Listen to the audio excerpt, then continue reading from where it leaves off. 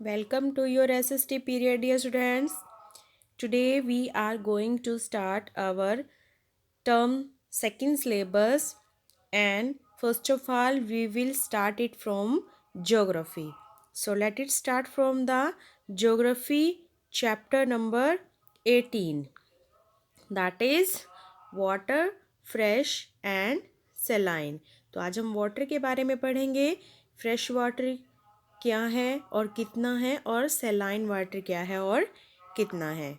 So come to the next. In this lesson we will focus on topic ocean, salinity of oceans and importance of ocean. Let's start. About 71% of the earth's surface is covered with water. It is present in the form of ocean, seas, lakes, rivers, etc. There are two types of water on the earth. These are saline water and fresh water. So dear students, अर्थ के surface पे कितना water है? About 71% जो अर्थ का part है it is covered with water. और ये water कहाँ कहाँ पाया जाता है? It is found in ocean, seas, lakes, river etcetera. और कौन कौन सी फॉर्म में पाया जाता है? कौन सी दो टाइप्स हैं वाटर की? First one is saline water, जिसको हम नमकीन पानी या खारा पानी बोलते हैं. Second one is fresh water, जो कि हम यूज़ करते हैं अपने पीने के लिए भी और अदर पर्पसेस के लिए भी. Saline water forms about 97.3% of the total water available on the earth.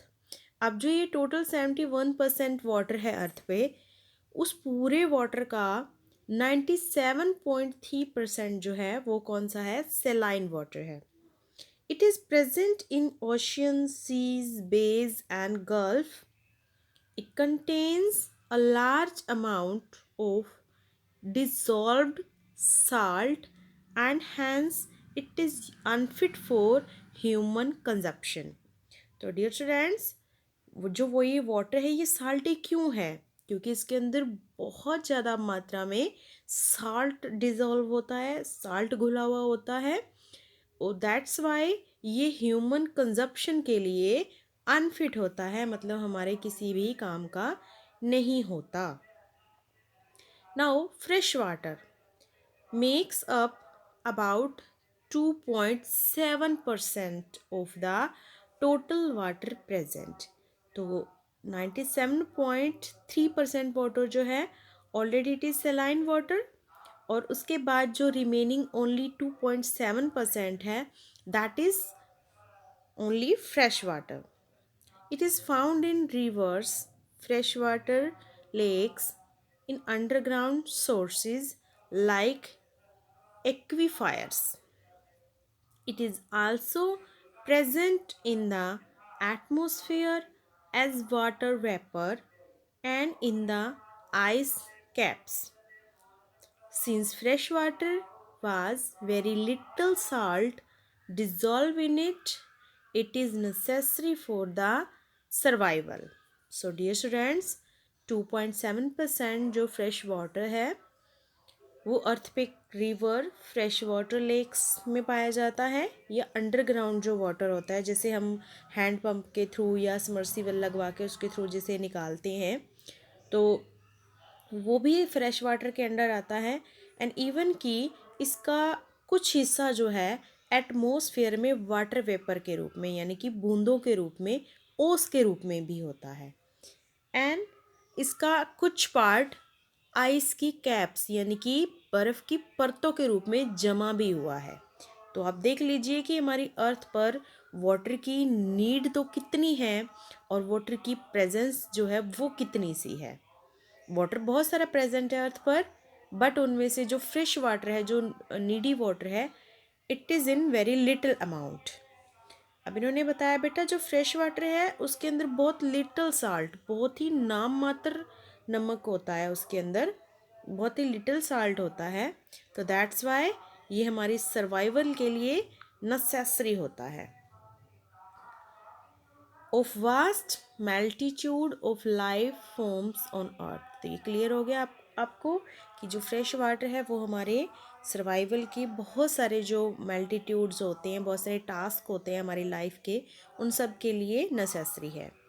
Of the total fresh water only 0.3% is available for human consumption, as most of it is stored in the ice caps or as underground water। तो अब इसमें जो आपका total fresh water है उसका only 0.3% अर्थ के ऊपर available है ह्यूमन कंजप्शन के लिए। जो बाकी का हिस्सा है वो या तो आइस की फॉर्म में जमा हुआ है या फिर वो अंडरग्राउंड लेवल में पड़ा हुआ है, अंडरग्राउंड वाटर की फॉर्म में है। Now, let's discuss about the next topic, that is oceans. There are 5 oceans on earth. They are Pacific Ocean, Atlantic Ocean, Indian Ocean, Arctic Ocean. Actually जो main है वो ये 4 ही हैं, and fifth one is Antarctic Ocean. Let's start it from the first, that is the Pacific Ocean. Pacific Ocean is the largest of 5 oceans. Its total area can be gauged from the fact that all the continents would fit into it.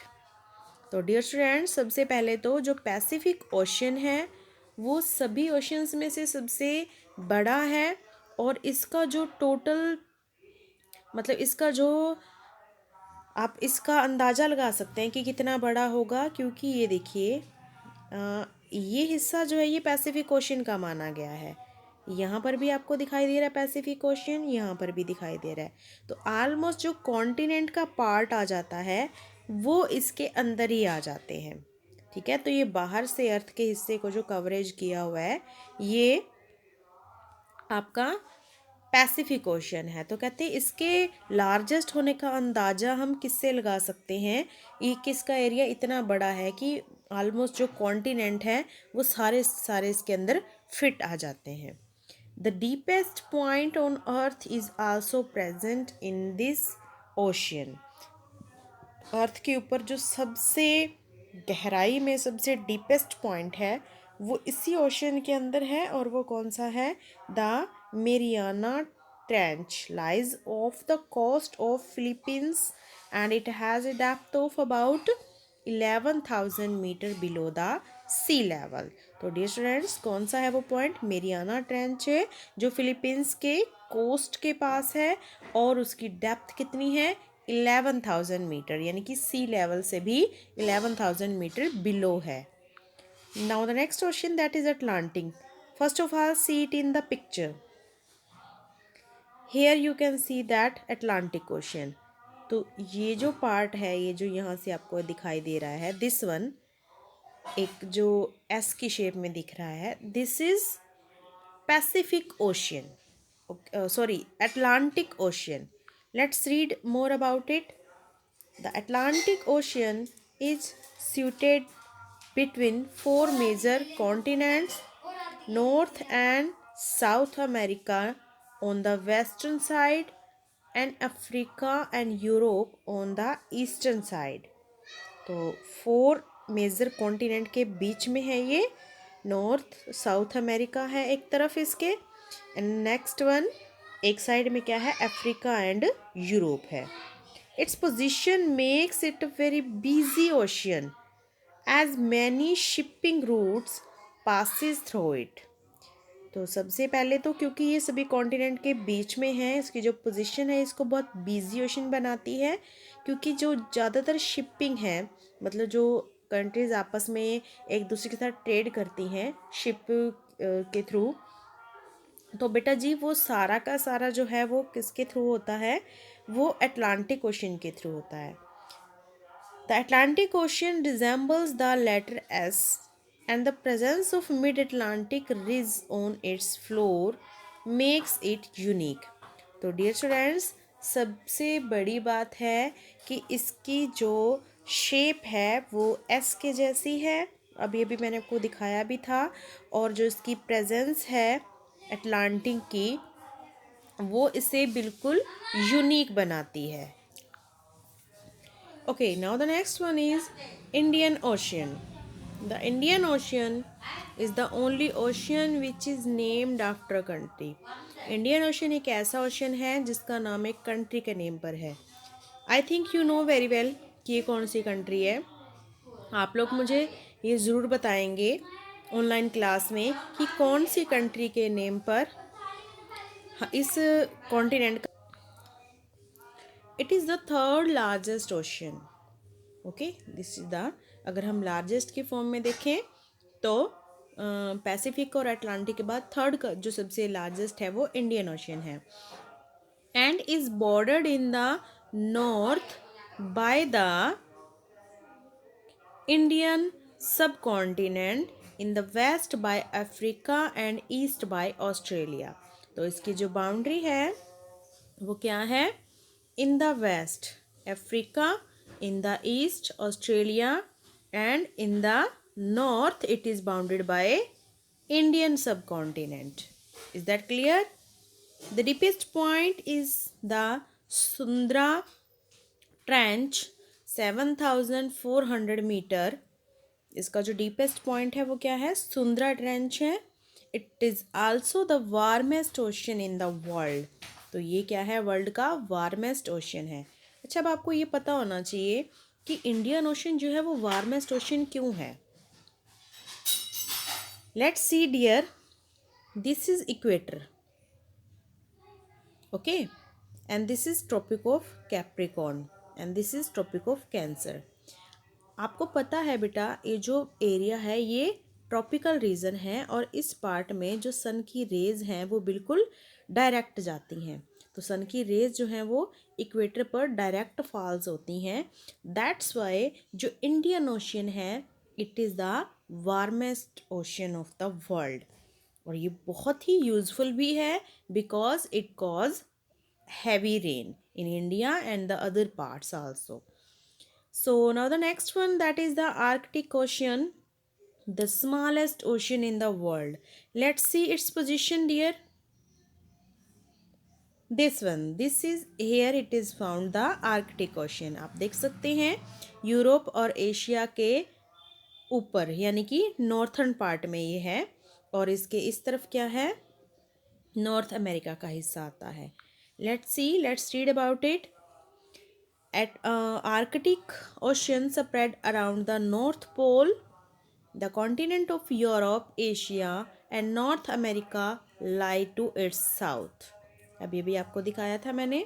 It remains frozen during the winter, but the ice melts during summer and forms iceberg, which are large chunks of ice.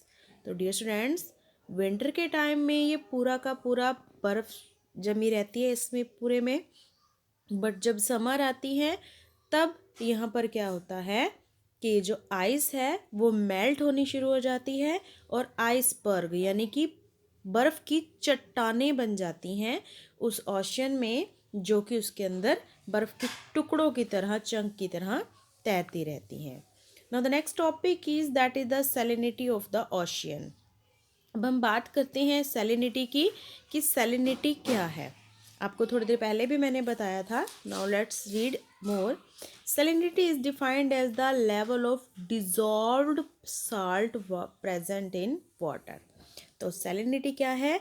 Water के अंदर salt की presentation, water के अंदर कितना salt है वो उसकी salinity से पता चलता है। It is expressed in grams of salt पर 1000 ग्राम ऑफ वाटर, यानी कि 1000 ग्राम वाटर के अंदर कितने ग्राम साल्ट है। Salinity is lower in the equatorial and the polar region compare to the tropical region where the rate of evaporation is higher. तो dear students, सबसे अच्छी बात है, देखो जो सैलिनिटी है वो इक्वेटोरियल पार्ट में लोअर होती है, मतलब कम होती है, और जो पोलर रीजन है वहाँ पर ज़्यादा होती है। जहाँ पर इवेपोरेशन का जो रेट है वो ज़्यादा हाई होता है, तो इसी वजह से वहाँ पर सैलिनिटी कम होती है। लेकिन जो ट्रॉपिकल रीजन है, ट्रॉपिकल रीजन जो है वहाँ पर जो सैलिनिटी है वो थोड़ी कम होती है, क्योंकि वहाँ पर एक वाटर इवेपोरेशन होता है, यूज़ भी होता है, और दैट्स वाई वहाँ सैलिनिटी कम होती है, जबकि इक्वेटोरियल रीजन में ज़्यादा होती है। Excessive rainfall excessive rainfall in the equatorial region and melting of ice caps in the polar region add more fresh water in these areas।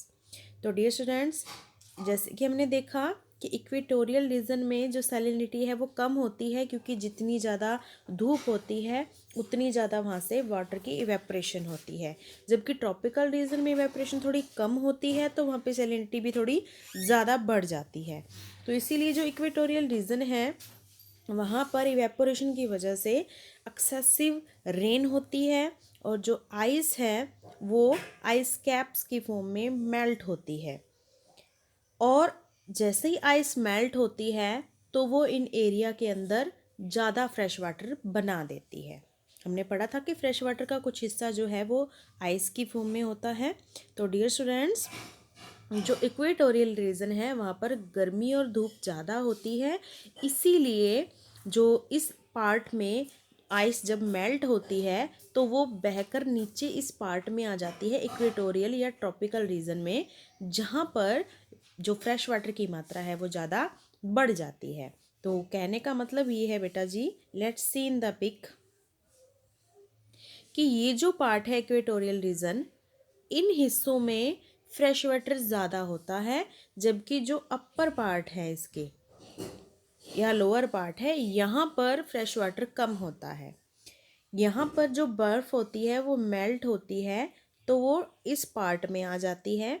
तो दैट्स वाई इस हिस्से में जैसे कुछ पहाड़ भी हैं तो उनकी बर्फ़ भी मेल्ट होके यहाँ आ जाती है, जिसके कारण यहाँ पे जो फ्रेश वाटर है वो ज़्यादा होता है। लेकिन अदर पार्ट्स में जो पोलर रीजन है वहाँ पर जो फ्रेश वाटर है वो बहुत ही कम होता है। Now the next one is that is however the average salinity of ocean water is 35 grams per 1000 grams of water। लेकिन फिर भी एवरेज सैलिनिटी क्या मानी गई है कि अगर ओशियन वाटर है तो उसमें 35 ग्राम, मतलब 1000 ग्राम वाटर के अंदर 35 ग्राम की जो मात्रा है वो कितनी है, साल्ट की मानी गई है। तो एवरेज इतनी मानी गई है कि साल्ट ही होता है ओशियन का water. Now the importance of ocean, source of seafood. सबसे पहला जो इम्पोर्टेंस है वो क्या है कि जो ओशियन है वो किसका सोर्स है, सी फूड, समुद्री खाने का सोर्स भी है। And moderator of global climate. अब आपको पता है जो एरिया समुद्र के नज़दीक होते हैं तो समुद्र क्या करता है, उनकी हीट को अपने अंदर ऑब्जर्व कर लेता है, उनकी ठंड को भी अपने अंदर अपनी तरफ खींच लेता है। तो मोस्टली वहाँ का जो टेम्परेचर है वो मॉडरेट रहता है, मॉडरेट एक अच्छा क्लाइमेट रहता है, ना ज़्यादा गर्म ना ठंडा। तो क्लाइमेट को मॉडरेट करने के लिए ओशन की काफ़ी इम्पोर्टेंस है। Next, the source of water vapour for rainfall which replenish fresh water on earth. तो ये क्योंकि बहुत अच्छा वाटर वेपर का सोर्स है, ओपन वाटर है, और सन रेज की वजह से जब वाटर इवेपोरेशन होती है तो बहुत ही अच्छी रेनफॉल होती है, जिसकी वजह से फ्रेश वाटर अर्थ पे ज़्यादा आ जाता है। Next one, ocean floor provides minerals, oil, manganese and salt. तो ओशियन फ्लोर से क्या क्या मिलता है, कीमती चीज़ें में क्या मिलती हैं, मिनरल्स, ऑयल मिलते हैं, मैग्नीज मिलते हैं, सॉल्ट मिलते हैं, कुछ मेटल्स भी मिलते हैं like gold. Okay, and next one is international trade. और ओशियन हमारे लिए किस लिए इम्पोर्टेंट है, it is good for international trade. So this is all about this chapter dear students. now you will have to read this chapter carefully and you will find out all the question answer.